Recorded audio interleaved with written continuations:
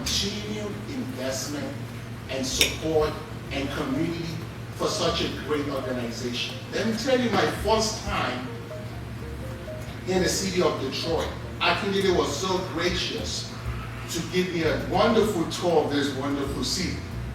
And he showed me, we started with a cargo airport. He told me how this infrastructure right here is really going to help power the possibilities of international trade between the continent and America, if we can see it.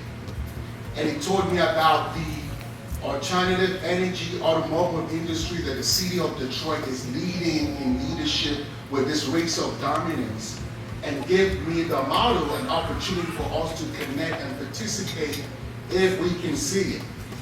And he took me to the ambassadors and showed about the connection between Canada and the city of Detroit and the state of Michigan as a model that can be expanded, that Africa and the Caribbean can participate and be a part of that wealth creation model. And at this point, we are hours in this trip, and I said the next stop is the next finest Detroit soul food African restaurant he's going to take me to. And I slightly want to protest that, is this the time we go to the restaurant to eat after this long tour? And he said the second phase of the tour is now beginning. Okay, so what happened? Then he took me to the other sides of Detroit that are really dominated the narrative. Disinvested communities, challenging communities. And I was trying to see the purpose of this location. And he said something quite profound. He said, Gbenga, we have the opportunity to create the world of our dreams in these communities right here. Can you see it? And I believe God has seen that vision.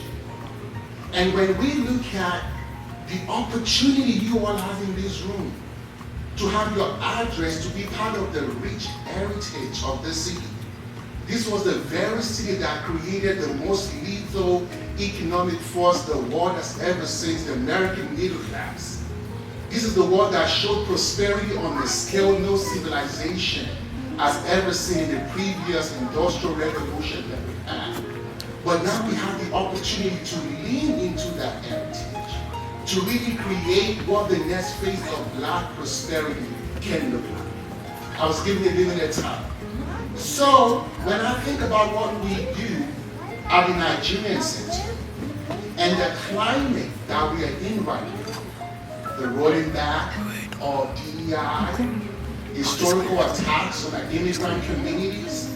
I'm from Washington, D.C., currently under federal occupation.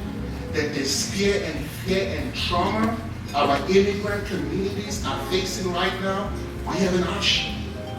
We can decide to respond from an asset